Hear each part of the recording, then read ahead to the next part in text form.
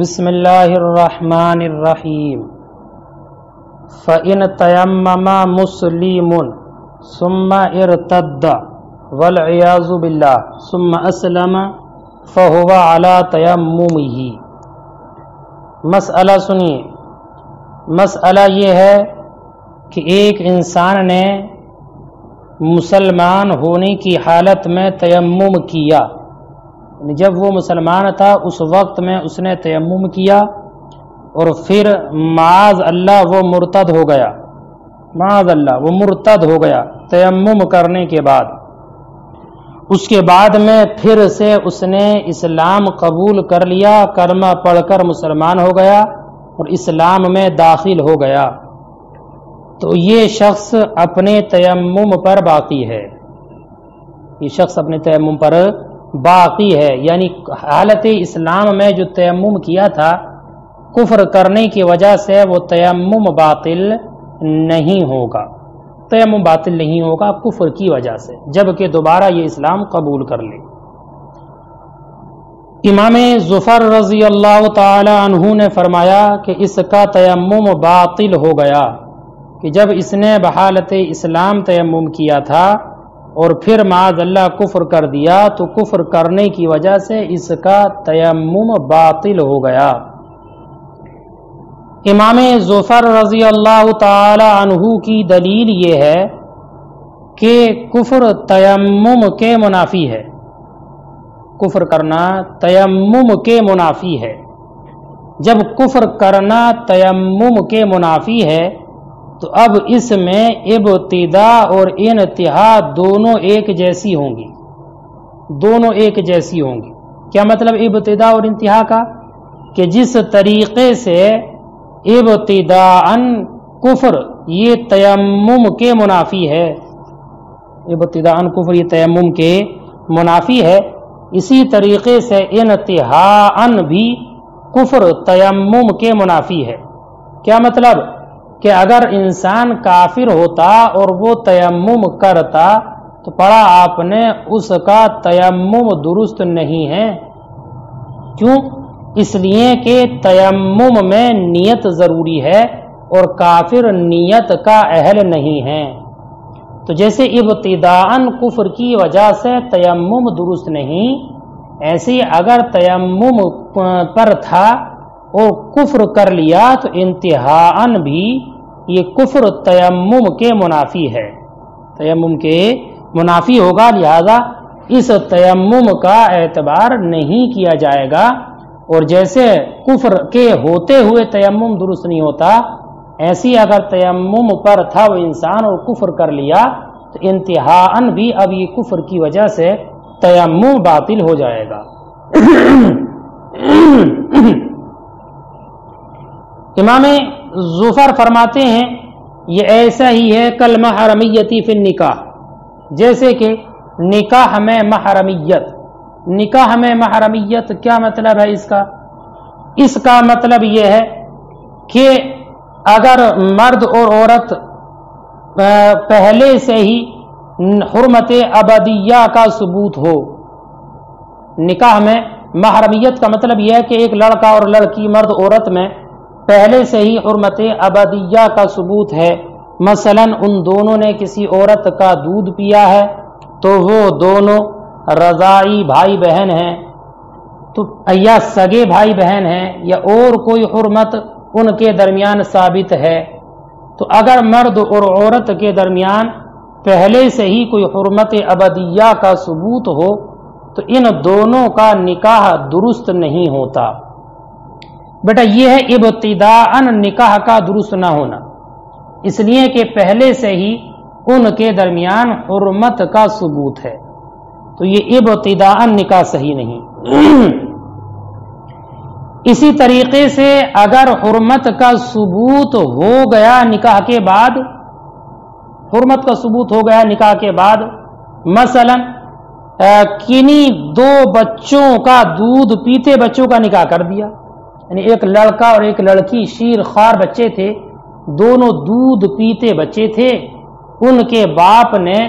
ولی ہونے کی حیثیت سے ان دونوں کا نکاح کر دیا، دودھ پیتے بچوں کا، دودھ پیتے بچے، اب یہ دونوں دودھ پیتے بچے ہیں اور ان کا نکاح ہو گیا، نکاح صحیح ہے، لیکن بعد میں کسی عورت نے ان دونوں بچوں کو دودھ پلا دیا، لڑکی کو بھی دودھ پلا دیا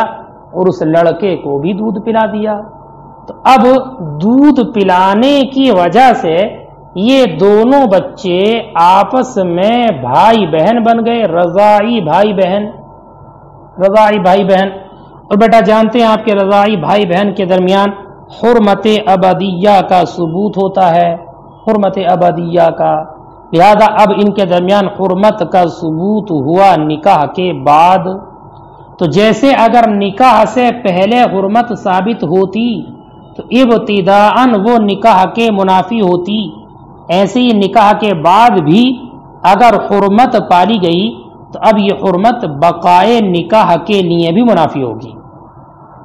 بقائے نکاح کے لیے بھی منافی ہوگی۔ ایسے ہی تیمم کا معاملہ ہے کہ جیسے اگر انسان پہلے سے کافر ہے اور تیمم کرے تو تیمم درست نہیں ہوگا، اس لیے کہ وہ کافر ہے، اس کا تیمم کا ابتداءً اعتبار نہیں ہے۔ لہذا اسی طریقے سے اگر کسی انسان نے مسلمان ہونے کی حالت میں تیمم کر لیا اور پھر کفر کیا تو جیسے ابتداءً یہ کفر تیمم کے منافی ہے، ایسے ہی انتہاءً بھی کفر تیمم کے منافی ہے۔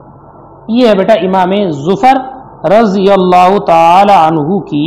دلیل اس بات پر کہ اس کا تیمم باقی نہیں رہے گا۔ ایک بات میں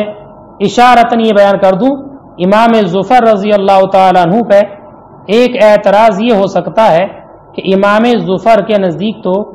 تیمم میں نیت ضروری ہی نہیں ہے، پڑھا آپ نے گزشتہ اسباق میں، تیمم میں نیت ضروری نہیں ہے، بلکہ انہوں نے تیمم کو قیاس کیا ہے وضو پر اور یہ کہا ہے جیسے وضو میں نیت ضروری نہیں ہے، یہ اس کا خلیفہ ہے تو اس میں بھی نیت ضروری نہیں ہے۔ اعتراض سمجھے؟ اس کا جواب یہ دیا گیا ہے کہ امام ظفر کی ایک روایت یہ ہے کہ تیمم میں نیت شرط ہے، تو اس روایت کے اعتبار سے یہ کہا گیا کہ تیمم میں ان کے نزدیک بھی نیت شرط ہے۔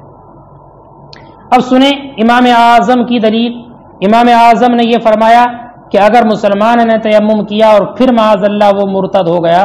تو ارتداد کے بعد اگر اسلام قبول کر لے تب بھی اس کا تیمم باقی رہتا ہے۔ تو ہماری دلیل یہ ہے کہ تیمم کرنے کے بعد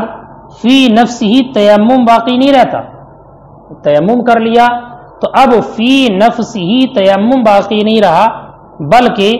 وہ طہارت باقی ہے جو طہارت کے تیمم کرنے سے حاصل ہوئی ہے۔ تو فی نفس ہی تیمم کرنے کے بعد تیمم باقی نہیں رہتا ہے، بلکہ وہ طہارت باقی رہتی ہے جو طہارت تیمم سے حاصل ہوئی ہے۔ اور طہارت پر کفر کا طاری ہونا اس طہارت کے منافی نہیں ہوتا، طہارت پر کفر کا طاری ہونا اس طہارت کے منافی نہیں ہوتا۔ جیسے کہ اگر کسی انسان نے وضو کیا، وضو اور معاذ اللہ وضو کرنے کے بعد میں یہ مرتد ہو گیا، مرتد، اور پھر اسلام قبول کر لیا تو اب اسلام لانے کے بعد اس کا وضو باقی رہے گا۔ تو جیسے وضو کے ذریعے حاصل ہونے والی یہ طہارت باقی رہتی ہے، باقی رہتی ہے، ایسے ہی تیمم کے ذریعے سے حاصل ہونے والی طہارت بھی باقی رہے گی، وہ کفر کرنا اس طہارت کے باقی رہنے کے منافی نہیں ہوگا، منافی نہیں ہوگا۔ رہی یہ بات کہ ابتداءً کافر کا تیمم معتبر نہیں ہوتا، پڑھا امام ظفر بھی کہتے ہیں ہمارے نزدیک بھی نہیں ہوتا، تو بعد میں اس کا کفر معتبر، ابتداءً اس کا تیمم معتبر نہیں تو بعد میں کیوں معتبر ہے کہ اس کے کفر کے باوجود تیمم کا اعتبار ہے؟ تو اس کا جواب بیٹا یہی ہے جو آپ پڑھ چکے ہیں کہ چونکہ کافر نیت کا اہل نہیں ہے اور تیمم بلا نیت کے صحیح ہوتا نہیں، اور تیمم میں نیت ضروری، اور کافر نیت کا اہل نہیں، اس لیے ابتداءً اس کے تیمم کا اعتبار نہیں کیا جائے گا، اس کے تیمم کا اعتبار نہیں کیا جائے گا۔ دیکھیں ترجمہ، فَإِن تَيَمَّمَ مُسْلِمٌ، تو اگر تیمم کیا مسلمان نے، ثم ارتد، پھر معاذ اللہ وہ مرتد ہو گیا، ثم اسلم، پھر اسلام قبول کیا، فهو علی تیممہ، تو وہ اپنے تیمم پر باقی ہے۔ وقال زفر، اور امام زفر نے فرمایا یبطل تیممہ، اس کا تیمم باطل ہو جائے گا، لأن الکفر ینافیہ، اس لیے کہ کفر اس کے منافی ہے، اس کے تیمم کے۔ فیستوی فیہ الابتداء والانتہاء، تو اس میں برابر ہیں ابتداء اور انتہا، کل محرمیت فی النکاح، جیسے کہ نکاح میں محرمیت بتا دیا میں نے کہ یہ ابتداءً بھی نکاح کے منافی ہے اور انتہاءً بھی۔ ولنا، اور امام اعظم کی دلیل، ان الباقی بعد التیمم صفت کونہ طاہرا، کہ باقی جو رہتی ہے تیمم کے بعد وہ اس کی صفت ہے، اس کی صفت ہے کہ اس کی صفت طاہر ہونا ہے، اس کی صفت طاہر ہونا یہ باقی رہتی ہے۔ فاعتراض الکفر علیہ لا ینافیہ، تو اس پر کفر کا معترض ہونا، کفر کا آنا اس کے منافی نہیں ہے۔ کما لو اعترض الوضو علی الوضو، جیسے کہ کفر عارض ہوا وضو پر، جیسے کہ کفر طاری ہوا وضو پر، وانما لا یصح من الکافر، ہاں یہ کافر سے ابتداء صحیح نہیں ہے۔ کون؟ تیمم، کافر کی جانب سے ابتداء تیمم صحیح نہیں ہے، لعدم النیت منہ، اس کی نیت کے معتبر نہ ہونے کی وجہ سے۔ لیکن یہاں پر چونکہ اس کا تیمم صحیح ہے، اس لیے امتحان اس کا تیمم باقی رہے گا، چونکہ باقی جو چیز بچی ہے وہ تیمم باقی نہیں ہے، بلکہ تیمم کے بعد اس کی پاک ہونے کی جو صفت ہے طاہر، وہ صفت باقی بچی ہے، اور یہ صفت وضو میں باقی رہتی ہے تو یہاں بھی باقی رہے گی۔ اور فرماتے ہیں وَيَنْقُضُ التَّيَمُّمُ تیمم کل شیء ینقض الوضوء، اور تیمم کو ہر وہ چیز توڑ دے گی جو وضو کو توڑ دیتی ہے۔ یہاں سے نواقض تیمم کا ذکر فرماتے ہیں، فرمایا کہ ہر وہ چیز جو وضو کو توڑنے والی ہے وہ تیمم کو بھی توڑنے والی ہے، اس لیے کہ تیمم وضو کا خلیفہ ہے، تو جو اصل کا حکم ہے وہی خلیفہ کا حکم ہوگا، تو جو چیز اصل کو توڑنے والی ہے وہ خلیفہ کو بدرجہ اولا توڑنے والی ہوگی۔ وَيَنْقُضُ التَّيَمُّمَ كُلُّ شَيْءٍ، اور تیمم کو توڑ دے گی ہر وہ چیز يَنْقُضُ الْوُضُوءَ، جو وضو کو توڑتی ہے، لِأَنَّهُ خَلْفٌ عَنْهُ، اس لیے کہ تیمم اس کا خلیفہ ہے، فَأَخَذَ حُكْمَهُ، تو تیمم نے اس کے حکم کو لے لیا۔ وَيَنْقُضُهُ أَيْضًا رُؤْيَةُ الْمَاءِ إِذَا قَدَرَ عَلَى اسْتِعْمَالِهِ، یہاں سے ایک بات یہ بتاتے ہیں امام قدوری علیہ رحمت و رضوان کہ ایک بعض چیزیں ایسی بھی ہیں کہ جو ان سے وضو تو نہیں ٹوٹتا لیکن تیمم ٹوٹ جاتا ہے، جیسے کہ پانی کا دیکھنا، پانی کا دیکھنا، پانی پر قادر ہونا، پانی کا دیکھنا، پانی پر قادر ہونا، تو اگر کوئی انسان پانی دیکھ لے اور پانی پر قادر ہو جائے تو اس سے وضو تو باطل نہیں ہوتا لیکن تیمم باطل ہو جاتا ہے۔ کیوں؟ اس لیے کہ قرآن مقدس کی آیت کریمہ میں جو اللہ رب العزت نے ارشاد فرمایا فَلَمْ تَجِدُوا مَاءً فَتَيَمَّمُوا صَعِيدًا طَيِّبًا، تو اس سے فَلَمْ تَجِدُوا مَاءً سے مراد یہی قدرت ہے کہ تم پانی پر قدرت نہ پاؤ، پانی پر قدرت نہ پاؤ، تو اگر انسان پانی کے استعمال پر قادر ہو گیا تو اس کے استعمال پر قدرت ہونے کی وجہ سے اس کا تیمم باطل ہو جائے گا، اور استعمال کی قدرت جو لگائی ہے، شرط جو لگائی ہے استعمال پر قادر ہونے کی، وہ اسی جگہ سے لگائی ہے، اسی وجہ سے لگائی ہے کہ آیت کریمہ میں فَلَمْ تَجِدُوا مَاءً سے مراد یہی ہے کہ تم پانی کے استعمال پر قدرت نہ ہو، اگر قدرت ہو تو وضو کرنے کا حکم ہوگا، تیمم کا نہیں۔ ٹھیک ہے بھائی، ایک امام صاحب ھدایہ نے ایک بات یہ ذکر فرمائی ہے کہ اگر کوئی انسان پانی پر قادر تو ہے، یعنی پانی تو اس کے پاس موجود ہے لیکن درندے کا خوف ہے، جس جگہ پر پانی ہے اس جگہ درندہ بیٹھا ہوا ہے کہ اگر پانی لینے کے لیے گیا یا استعمال کرنے گیا تو خوف ہے کہ وہ درندہ جان لے لے گا، یا دشمن کا خوف ہے، دشمن کا خوف ہے کہ جس جگہ پر پانی ہے اگر پانی لینے کے لیے گیا تو راستے میں دشمن بیٹھا ہوا ہے، وہ اس کو قتل کر دے گا، قتل کر دے گا، ہے نا، دشمن کا خوف ہے، اور ایسا خوف ہے جو جان لے لے گا، جان جانے کا خوف ہے، اس کے ہلاک ہونے کا خوف ہے، یا کوئی اور خوف ہے، مثلا راستے میں اگر پانی لینے کے لیے جائے، کنواں دور ہے یا پانی دوسری جگہ پر رکھا ہوا ہے اب اگر یہ وہاں پر پانی لینے کے لیے جائے گا تو اس کے پاس مال ہے، چور ڈاکو وہاں پر بیٹھے ہوئے ہیں، وہ اس کے مال کو چھین لیں گے، اس کے مال کو ہلاک کر دیں گے، مال کو ہلاک کر دیں گے۔ اور یہ ہے کہ یہ قافلے کے ساتھ ہے، قافلے کے ساتھ ہے۔ اب اگر یہ پانی تلاش کرنے کے لیے گیا، پانی لینے کے لیے گیا تو قافلے سے بچھڑ جائے گا۔ یا اس کے پاس ساز و سامان ہے، اگر یہ اپنا سامان چھوڑ کر ادھر پانی لینے کے لیے گیا تو کوئی اس کا سامان اٹھا کر لے جائے گا۔ یا یہ بیٹا کہ پانی تو اس کے پاس موجود ہے لیکن اسے خوف اس بات کا ہے کہ اگر اس پانی کو میں نے وضو میں استعمال کر لیا تو پانی پینے کے لیے نہیں بچے گا، کھانے کے لیے نہیں بچے گا، اور جو ضرورتیں زندگی ہیں ان کے لیے پانی نہ بچ سکے گا۔ ان لوگوں کے بارے میں امام صاحب ھدایہ نے فرمایا کہ یہ حکمن عاجز ہیں، یہ لوگ حکمن پانی کے استعمال سے عاجز ہیں۔ جب عاجز ہیں تو ان کے لیے تیمم کرنا جائز ہوگا، ان کے لیے تیمم کرنا جائز ہوگا۔ اور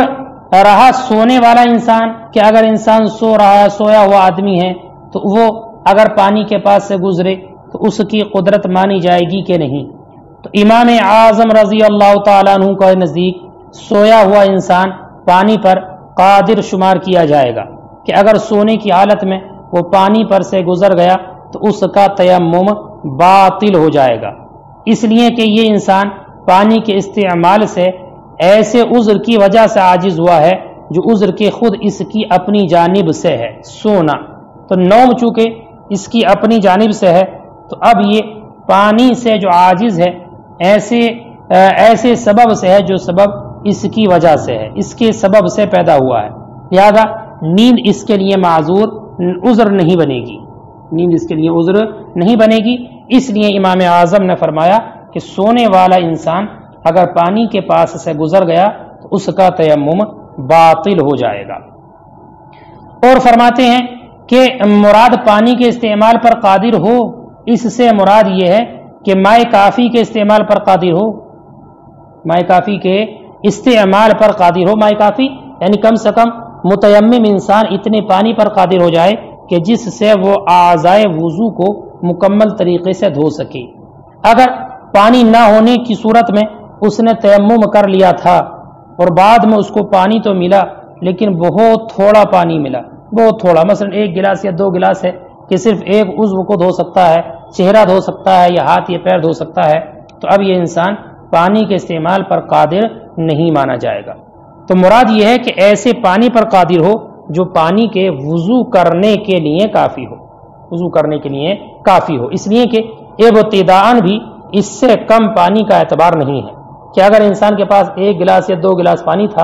اور اس کے علاوہ کوئی پانی نہیں تھا تو ابتداءً بھی اس پانی سے اس کی قدرت نہیں سمجھی جائے گی بلکہ اس کے لیے تیمم کرنے کا حکم ہوگا۔ ایسے ہی اگر متیمم ہونے کی صورت میں اگر وہ ایسے پانی پر قادر ہو گیا جو وضو کے لیے کافی نہیں ہے تو وہ معتبر نہیں ہوگا۔ دیکھیں وینقض التیمم وینقضہ ایضا، اور تیمم کو توڑ دے گا رؤیت الماء، پانی کا دیکھنا بھی، اذا قدر علی استعمالہ، جب انسان پانی کے استعمال پر قادر ہو جائے، لأن القدرۃ ہی المراد بالوجود الذی هو غایۃ لطہوریۃ التراب، تو اس لیے کہ قدرت سے یہی مراد ہے، لأن القدرۃ ہی المراد، اس لیے کہ قدرت سے یہی مراد ہے بالوجود، لأن القدرۃ ہی المراد بالوجود الذی هو غایۃ لطہوریۃ التراب، اس لیے کہ قدرت سے یہی مراد ہے جو طہوریت تراب مٹی کے طہور ہونے کی غایت ہے، وہ غایۃ لطہوریۃ التراب جو مٹی کے طہور ہونے کی مطہر ہونے کی غایت ہے۔ وخائف السبع والعدو، اور دشمن کا خوف رکھنے والا، درندے کا خوف رکھنے والا، والعطشی، اور پیاس کا خوف رکھنے والا، عاجز حکما، یہ حکمن عاجز ہے۔ والنائم عند ابی حنیفہ قادر علی تقدیرا، اور نائم سونے والا انسان امام اعظم کے نزدیک قدرت تقدیرا یعنی حکمن یہ پانی پر قادر ہے۔ حتی لو مر النائم المتیمم، یہاں تک کہ اگر سونے والا متیمم انسان گزرا پانی سے بطل تیممہ عندہ، تو ان کے نزدیک اس کا تیمم باطل ہو جائے گا۔ والمراد ما یکفی للوضوء، اور مراد ایسا پانی ہے جو کہ وضو کے لیے کافی ہو، لأنہ لا معتبر بما دونہ، اس لیے کہ اس سے کم جو پانی ہے اس کا کوئی اعتبار نہیں ہے ابتداء، فقضا امتحان، تو ایسے امتحان، ابتداء کا مطلب یہی کہ اگر وہ انسان پہلے سے بے وضو تھا اور وضو کرنے کی اس کی ضرورت تھی لیکن پانی مل نہیں رہا تھا، صرف تھوڑا سا پانی تھا جس سے کچھ اعضاء کو دھو سکتا تھا، تو اس کے لیے تیمم کرنے کا حکم ہے۔ تو جب ایسا پانی جو وضو کے لیے کافی نہیں ہے، ابتداءً اس کا اعتبار نہیں ہے، تو امتحان بھی مائع غیر کافی کا اعتبار نہیں ہوگا بلکہ اس کا کافی پانی کا اعتبار ہوگا جس سے وضو مکمل کر سکے۔ ولا یتیمم الا بصعید طاہر، اور انسان تیمم نہ کرے مگر پاک مٹی سے، لأن الطیب ارید به الطاہر، اس لیے کہ قرآن پاک میں جو ہے فتیمموا صعیدا طیبا، اس طیب سے مراد طاہر لیا ہے امام اعظم کے نزدیک، یہ بات پیچھے گزر چکی ہے۔ وَلِأَنَّهُ آلَةُ التطہیر، دوسری دلیل اس کی یہ ہے کہ یہ مٹی تطہیر کا آلہ ہے، طہارت حاصل کرنے کا یہ آلہ ہے، تو مٹی آلہ تطہیر ہے، یا آلہ تطہیر ہے تو اس کے لیے ضروری ہے کہ یہ فی نفس ہی پاک ہو، جیسے کہ پانی فی نفس ہی پاک ہوتا ہے۔ وَلِأَنَّهُ آلَةُ التطہیر فَلَا بُدَّ مِن طَهَارَتِهِ فی نَفْسِهِ، فی نفسی اس کی طہارت ضروری ہے، کالماء، جیسے کہ پانی کی فی نفسی طہارت ضروری ہوتی ہے۔